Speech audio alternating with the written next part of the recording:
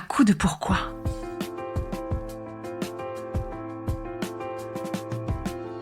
Écoutez bien, ici, les spécialistes de la résilience, les survivants du cancer, vous racontez leur traversée, leurs chocs, leurs peurs, leurs espoirs et leurs choix face à cette maladie qui les transformera à tout jamais.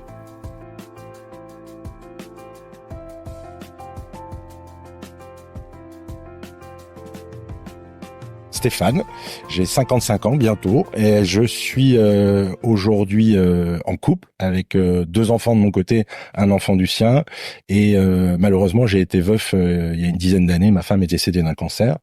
Aujourd'hui je suis commercial dans une société d'informatique, de logiciels open source. Je fabrique des nuages, donc ça c'est cool. Je vis à Colombes et j'ai été diagnostiqué du cancer en 2004, donc il y a 20 ans, d'un cancer testiculaire, malheureusement diagnostiqué trop tard, ce qui a impliqué quelques traitements solides.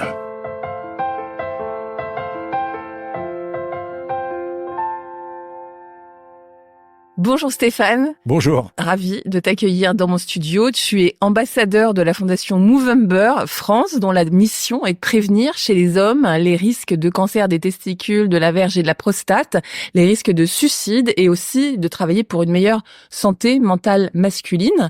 Tu es également engagé bénévolement pour l'association Sérum, qui lutte aussi contre les cancers masculins et qui vient de fêter ses 10 ans d'existence il n'y a pas longtemps du tout. Exactement, c'était samedi. Nous, on s'est rencontrés il y a pas non plus très longtemps, en novembre d'ailleurs, pour Movember. Pour Movember, exact. Et c'était autour d'un cocktail en haut du centre Pompidou lors de la remise des prix Parole de patient chez LEM. Stéphane, merci beaucoup d'être là aujourd'hui au micro d'À coup de pourquoi. Tu dois sûrement être un homme pressé, un homme engagé, c'est sûr, pour les autres. Mais aujourd'hui, c'est de toi dont il est question. Alors, comment ça va ? Eh ben écoute, ça va plutôt bien. Merci déjà de m'accueillir. C'est toujours sympathique de raconter son histoire et de continuer ces messages de prévention, parce que c'est vraiment la mission clé de Movember et de Sérum. Et alors, moi, j'ai l'habitude de me laisser surprendre par mes invités et de pas trop savoir avant. Et là, je me suis déjà fait surprendre avant même d'être au micro quand tu as fait ta présentation. Tu vas nous expliquer ton histoire. Est-ce qu'on peut commencer par l'annonce de ta maladie ? Je pense que tout ça a été enroulé, dans aussi le fait que tu aies perdu ton épouse. Tu vais te laisser te raconter. Donc effectivement, moi j'ai une double expérience du cancer.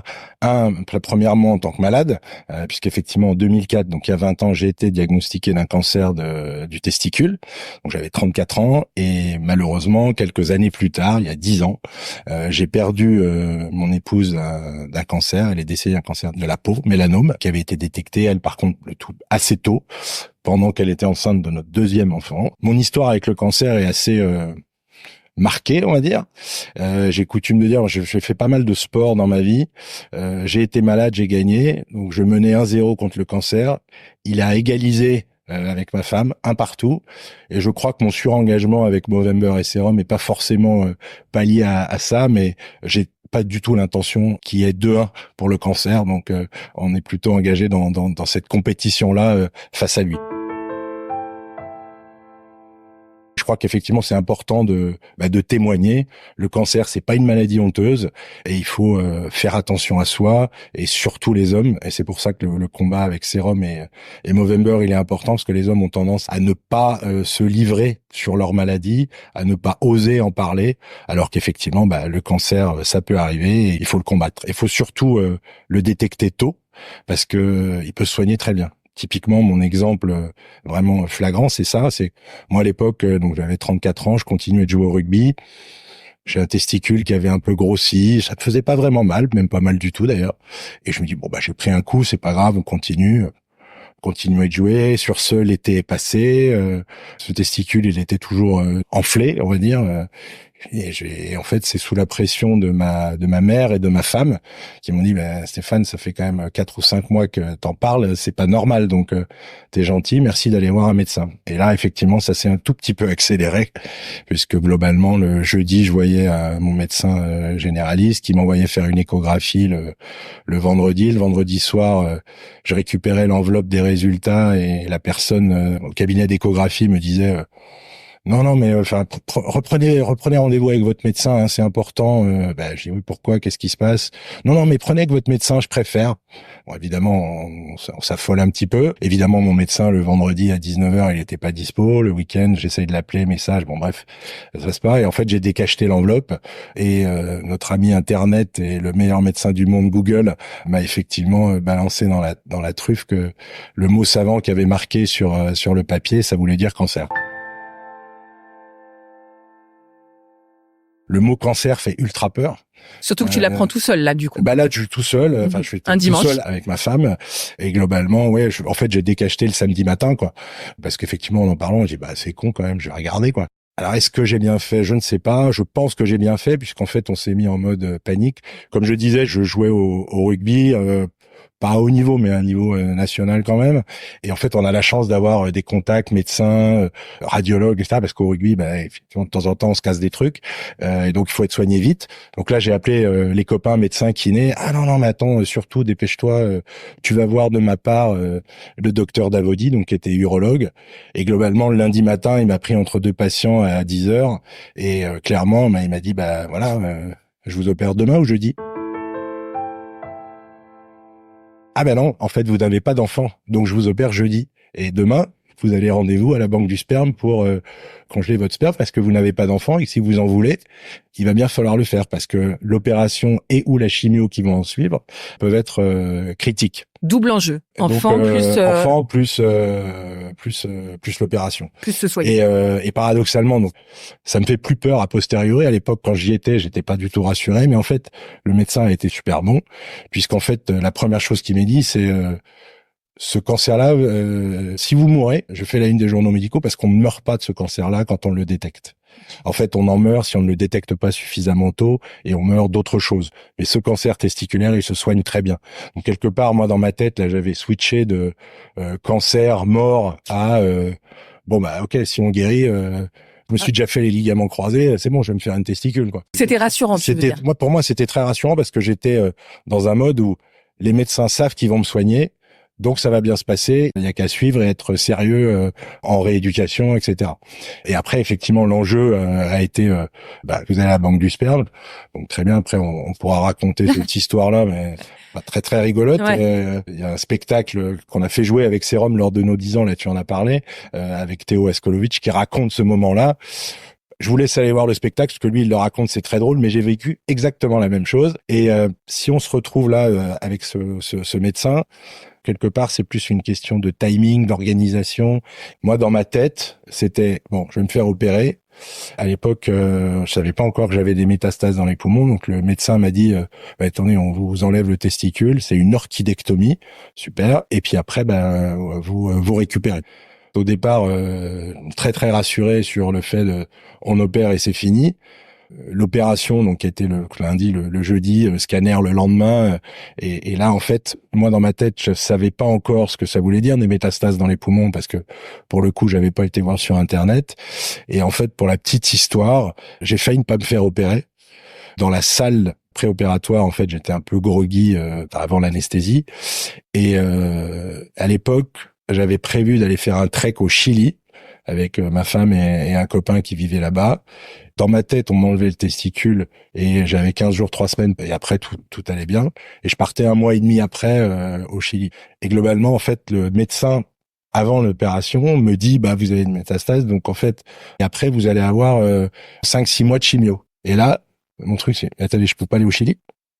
Non, mais attendez, je vais d'abord au Chili, puis vous m'opérerez après. Et en fait, je partais.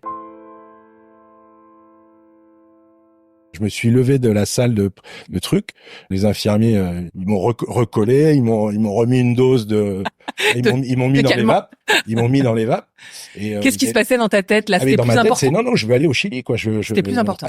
Attendez, ça fait 2 ans qu'on en parle de ce trek. De toute façon, on m'avait dit que c'était pas grave, donc je me ferai opérer après. Dans les faits, c'était quand même grave. Les métastases, j'avais pas du tout réalisé que c'était grave. Donc, les mecs, ils m'ont scotché. J'ai été opéré. Moi, je l'ai pas vécu parce que pour le coup, après l'opération, j'étais quand même complètement dans les vapes. Et le médecin, en fait, parlant à ma femme et à ma maman, disait, mais c'est quoi l'animal, là? Donc on n'est pas parti au Chili, faire ce trek en Patagonie. 6-7 ans après, on avait prévu de retourner au Chili une fois que Fred, que ma femme allait accoucher de Sarah, et on s'est dit voilà, l'année suivante, on laissera tout ça aux grands-parents, ça va être cool, et on va se barrer au Chili. Manque de bol, elle a été détectée également d'un cancer de ce mélanome pendant qu'elle était enceinte de Sarah. Donc le deuxième projet Patagonie a avorté, et on a coutume de dire avec le copain, dont je suis toujours copain et ami, qu'on prévoit plus rien en Patagonie parce que sinon c'est lui qui a un cancer, donc on va éviter. Je pense que chacun après a sa propre histoire vis-à-vis du cancer, et moi dans l'engagement que j'ai avec Serum ou Movember, le cancer est partout. Beaucoup de gens ont été victimes, les proches ont été victimes, on est aidant, donc j'ai coutume de dire c'est plus un gros mot le cancer. Voilà, c'est une maladie, c'est une saloperie, c'est pas tellement agréable, même si moi j'en rigole d'avoir été en chimio à l'époque, je faisais beaucoup moins de mal quand même. Enfin, je pense qu'il faut dédramatiser. Par contre, il faut être hyper attentif à sa santé. Il y a des messages de prévention qui sont faits, certains sont obligatoires par la sécurité sociale, les ARS, d'autres le sont pas. On pourrait parler du papillomavirus, de est-ce qu'il faut vacciner ou pas.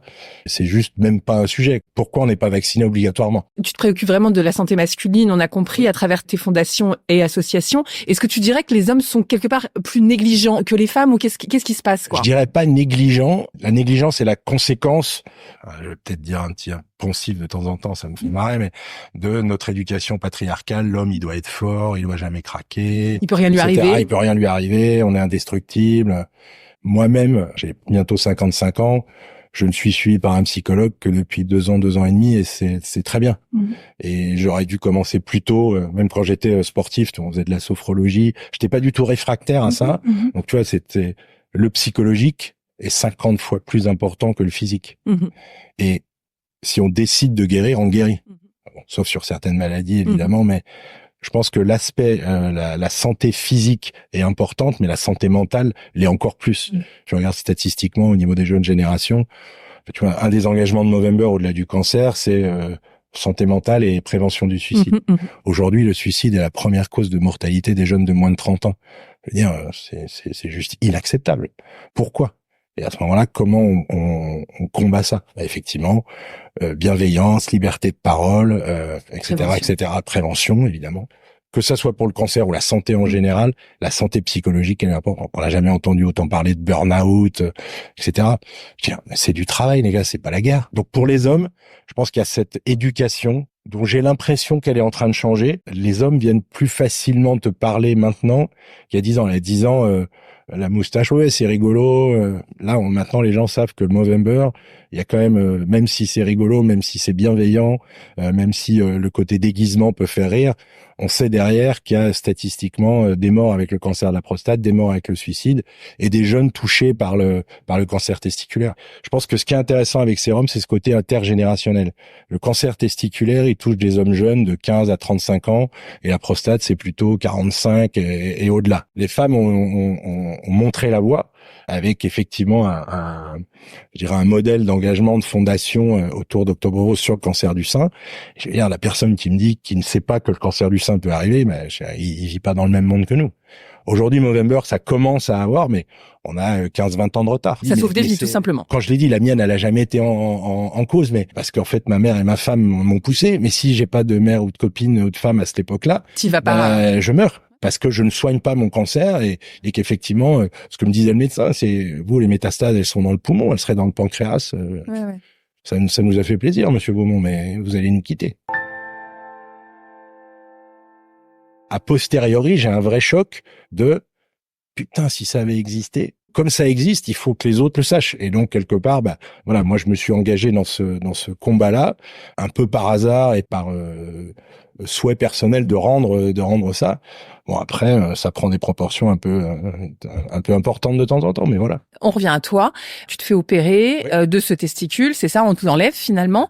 Quand on te propose l'orchidectomie chez ce fameux docteur Davoni, un des plus grands fous rires, c'est quand il m'a demandé la taille de ma prothèse. C'est-à-dire qu'il a posé 3 petites balles de ping-pong sur son bureau, et donc il a fallu que je choisisse la taille de mon deuxième testicule. Et moi, ça m'a fait éclater de rire. Pourquoi voulez-vous que j'ai une deuxième testicule? Il y en a déjà une autre. Personne va aller voir ça. Oui, Stéphane, mais peut-être vous vous rendez pas compte, etc., etc. Et en fait, j'ai dû choisir ça. Et en fait, on est parti dans un fou rire. Il fallait choisir la taille. Et après, je me suis projeté en disant, mais qui va aller les voir? Est-ce que je peux m'en mettre une très grande? Enfin, techniquement, j'ai dit, mais pourquoi j'ai besoin de ça? Et en fait, c'est lui qui m'a dit, bah, vous savez, c'est mieux quand même parce que psychologiquement, ça peut à terme vous impacter, etc. Et moi, j'en avais pas du tout conscience. Et donc, j'ai choisi celle du milieu, la taille intermédiaire. On peut avoir un fou rire quand on est dans un cas comme ça où on vient d'apprendre qu'on a un cancer. Il y a eu un très très gros relâchement de. Ah, c'est ça. Il y a plus de morts. Et l'autre, il est en train de me parler de la taille de ma couille, quoi. Tu te fais opérer, juste avant, tu comprends quand même que le cancer a envahi est dans tes poumons. On t'a annoncé quand même un cancer qui était délocalisé, donc ça fait peur. Enfin, moi, ça me fait peur. Est-ce que toi, ça t'a fait peur? Fondamentalement, ça m'a pas vraiment fait peur. A posteriori, ça me fait peur quand on me dit si ça avait été dans le pancréas, tu serais mort. Donc j'ai dit bah tiens, j'ai gagné un concours de circonstances ce jour-là. J'ai eu de la chance, c'était parti dans les poumons. Mais encore une fois, le médecin a été hyper rassurant en disant voilà, on connaît le protocole de chimio, ça va bien se passer, on va le traiter. Donc tu vois, j'étais parti en full confiance et ça va se passer. J'étais on m'opère, il y a un protocole connu, je vais partir en chimio. J'ai un petit peu sous-estimé les effets de la chimio, mais encore une fois, c'est un traitement et je me suis retrouvé avec le look de Yul Brynner.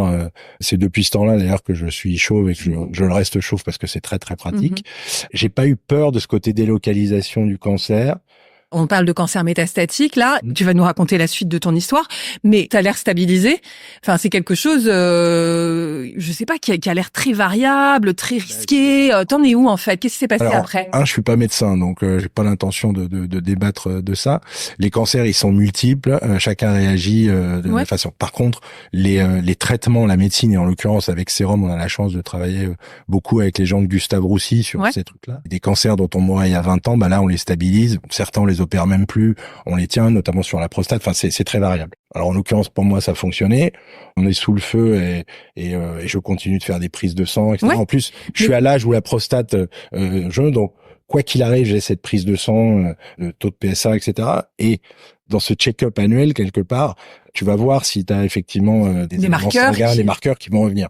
Ça peut arriver, mais j'ai autant de chances d'avoir un autre cancer que n'importe qui. Qu'une récidive ou pas. Donc, chirurgie, chimiothérapie et stabilisation. Ça fait longtemps. Ouais. Oui, ça fait 20 ans. Super. Tu sais que c'est beaucoup d'espoir, là, que tu donnes. Oui, non, mais mon discours, c'est celui-là. C'est-à-dire que si j'avais été traité plus tôt, j'aurais même pas eu cette chimio. Donc, c'est, putain, les gars, faites gaffe à votre matériel. Toi, c'est un slogan de Sérum sur les petits films qu'on fait. C'est, faites gaffe à votre matériel. L'autopalpation des testicules, très régulièrement, comme les femmes le font sur l'autopalpation des seins, c'est juste un réflexe que les jeunes garçons doivent avoir. Et puis, c'est pas dramatique de prendre une douche un peu chaude, de se relâcher, de faire une autopalpation. Puis dès qu'on a quelque chose qui est pas normal, on va voir un médecin. C'est pas une maladie honteuse. Et il y a vraiment beaucoup d'espoir par rapport à ça. Et des nouveaux traitements, l'association Sérum est très engagée avec les labos pour faire admettre certains nouveaux traitements qui sont déjà existants en Belgique et pas forcément reconnus en France. Mais voilà, ça bouge gentiment, solidement.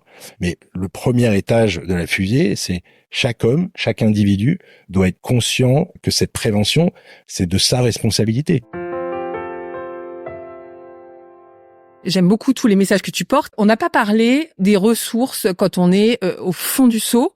Toi, il y a eu beaucoup d'épreuves dans ta vie, enfin notamment ta maladie et aussi la maladie de ta femme. Ouais. J'aimerais avoir ton son de cloche, si tu permets. Comment on fait quand l'espoir s'amenuise, en fait? Déjà, ressources. Quand moi j'ai été malade, je me suis retrouvé donc en hôpital de jour, etc. Tout est fait pour les femmes. Bon, c'était il y a 20 ans, un déficit de genre, mais inversé par rapport à tout le reste de la société. C'est-à-dire quand on va en chimio, tout était fait pour, à juste titre. Moi, je suis devenu chauve et ça m'éclatait. Pour toutes les femmes, c'était un traumatisme de devenir chauve, donc il y avait des perruques, etc. Les activités de soins de confort étaient très orientées féminines à mon époque. Et quand on était un homme, moi, je me suis retrouvé un peu paumé. Après, moi, j'avais bagarré sur le fait de je n'arrête pas de travailler. que j'avais détourné le Wi-Fi de la consultation privée du médecin pour pouvoir me connecter, etc. Bon, j'avais un métier qui me permettait de le faire. Quand on reste au boulot, parce que c'est un vrai combat, le cancer, est-ce qu'on reste à son boulot? Est-ce que la boîte peut t'accompagner, etc. Moi, j'ai vécu un truc formidable. À l'époque, j'étais tout jeune manager des ventes, donc j'avais une équipe de 8-10 personnes, je sais plus trop, des 8. Et la première chose que je leur dis, voilà, j'ai un cancer, mais vous prévenez personne. Je veux pas que les gens savent que j'ai un cancer. Tu vois, j'avais ce truc-là, dans ma tête, c'était encore une maladie honteuse. Première chose qu'ils ont tous fait, c'est de prévenir tout le monde, tous les clients, en disant, vous arrêtez de faire chier Steph. Vous venez vers nous parce que lui, il est en chimio les matins, il se connecte. Donc, en fait, il pourrait vous faire croire que rien ne se passe. Donc, au bout de 3 semaines, tout le monde était au courant. Ma boîte mail était vierge. J'avais plus rien à faire. Le cancer dans le monde du travail. Moi, j'ai une très belle histoire par rapport à ça, parce que la boîte m'a évidemment accompagné. J'ai continué comme ça, etc. Et on va dire que ça a été un non-événement, mais pas loin. Par contre, je suis un des cas particuliers. La plupart du temps, les gens qui travaillent sont ostracisés sur des maladies plus longues. Parce que moi, j'avais la chance de supporter la chimio, donc de pouvoir continuer, mais physiquement, c'est solide. La plupart du temps, quand on sort de chimio, on va faire une grosse sieste et on se réveille le lendemain pour aller en chimio. Il y a vraiment des combats à mener, que ce soit pour les hommes ou pour les femmes, pour maintenir le cancer. Je voulais juste donner le nom d'une association, Cancer at Work, qui travaille là-dessus. Et à titre personnel, ce Cancer at Work, plus tard, je l'ai découvert. Et dans LinkedIn, pour trouver du boulot ou se présenter professionnellement, il y a ce qu'on appelle des compétences. Et dans ces compétences, Cancer at Work, ils en ont fait une, Fighting Cancer. Moi, j'ai vaincu le cancer pour moi. J'ai malheureusement perdu celui de ma femme, mais au niveau professionnel, il peut vraiment rien m'arriver de grave. Donc, c'est une vraie compétence dans ces fameux soft skills dont on parle. Le cancer a été une épreuve, mais je pense qu'il faut aussi, on peut en tirer des choses très positives. Après, la deuxième partie, c'est mon rôle où j'ai été aidant. C'est-à-dire que mon épouse a été donc malade d'un mélanome qui a évolué très lentement, puisqu'elle a détecté quand elle était enceinte de ma fille Sarah. Fred est décédé quand Sarah avait 6 ans, avec des pics, des hauts, des bas. Sur le sens de ta question de comment on se retrouve à la fin du parcours, il a été de plusieurs mois, puisqu'en fait, j'ai été convoqué par les médecins sans ma femme en disant, voilà, là maintenant, vous n'avez plus le droit d'aller à plus de 10 kilomètres d'un CHU parce que ça peut lâcher à tout moment. Et puis 15 jours après, attendez, est-ce que vous pouvez signer ce papier-là parce qu'il y a un nouveau traitement qui vient d'arriver et on peut l'essayer sur notre épouse, mais on n'a pas vraiment le droit, mais il faut que vous nous laissiez, entre guillemets, donner dérogation, enfin je sais plus quel est le terme, elle peut être test. Donc elle était juste après les souris et en fait ça a fonctionné. Tu passes de c'est fini dans 15 jours, hein, putain, il y a un demi-espoir. Bon, après, le demi-espoir, c'est un demi-espoir parce que quand tu as une session qui se passe bien, une deuxième, c'est vrai, puis après, ça retombe. Et là, tu te dis, vous avez pas ressorti un nouveau test, là et là, tu te prépares à l'inéluctable. Et là, c'est pas rigolo du tout. Avec les enfants? Compliqué, parce qu'à l'époque, ils sont pas très grands, hein, 6 et 9. Ils se doutent bien que leur maman va pas très bien. Elle a été admirable dans l'accompagnement, en lisant des histoires, parce qu'elle était à l'hôpital, elle revenait, etc. Donc elle était quand même pas mal là. Enfin, tu vois, moi, il y avait encore ce déni. Non, ils vont me retrouver un traitement. Ils vont retrouver un traitement jusqu'au bout. Ah ben, tu dis ça, je serais toujours en train de me dire. J'ai arrêté d'y croire quand ils ont dit ça sert à rien de la garder, elle veut rentrer chez elle, on va aménager chez vous pour être une chambre médicalisée, quoi. Et parce qu'en fait son seul souhait c'était de mourir à la maison. Après je pense que ça a été un des très très gros désaccords sur lequel on a eu, mais j'ai fermé ma gueule. Donc elle est venue à la maison et elle a revu les enfants, il y a eu même pas une journée, elle a dit au revoir aux enfants et le soir ils devaient dormir chez leur grand-mère ou quelque chose comme ça et le soir, dans la nuit c'était terminé. Est-ce que tu pourrais dire quelque chose qui t'a donné de la force? Qu'est-ce qu'on fait quand c'est si dur, quand la vie s'arrête, quand la vie va s'arrêter, pour un autre ou pour soi? Pour moi, encore une fois, ça a été dur. Je reprends toujours cette expression, c'est que j'étais dans une logique de je suis blessé, je vais reprendre la compétition.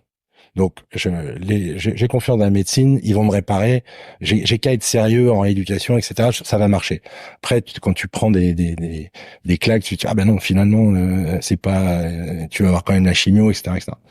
Donc Là, c'est vraiment toi qui te concentres sur le but de je vais guérir.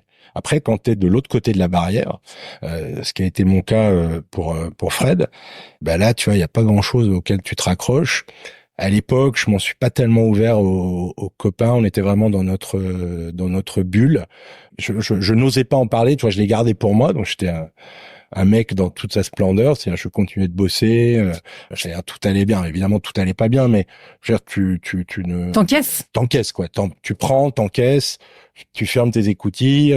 T'as ton armure de combattant et tu discutes après. Et en fait, quand le drame arrive, c'est-à-dire quand elle décède, en fait, la première chose à laquelle tu penses, c'est bon, ok, organisation. Sarah, 6 ans, 9 ans. Toute notre vie avait été fabriquée dans, moi, je bosse beaucoup et Fred s'occupe des Schtroumpfs et de ma vie en règle générale et on est en osmose. Et là, tu dis, mais ça change. Et donc, en fait, t'as presque pas le temps de réfléchir et tu te mets en mode, comment on s'organise? Travaux dans la maison, on refait construire une extension parce qu'il va falloir accueillir une jeune fille qui finalement a été un jeune homme au père pour s'organiser quoi. En fait, ce qui te fait avancer, c'est the show must go on quoi. Tu vois, enfin le truc c'est le pas le choix. Voilà, il y a pas le choix. Après tu peux te lamenter mais ça va pas t'aider quoi. Et avec ton expérience et ton engagement de maintenant et tout, si tu devais revenir là-dessus, est-ce que tu aurais des conseils à te donner à toi? Ouais, bien sûr. C'est de faire appel à l'aide des autres. Les gens sont hyper bienveillants. C'est-à-dire, quand tu demandes de l'aide, les gens te le donnent, qu'ils soient proches ou moins proches.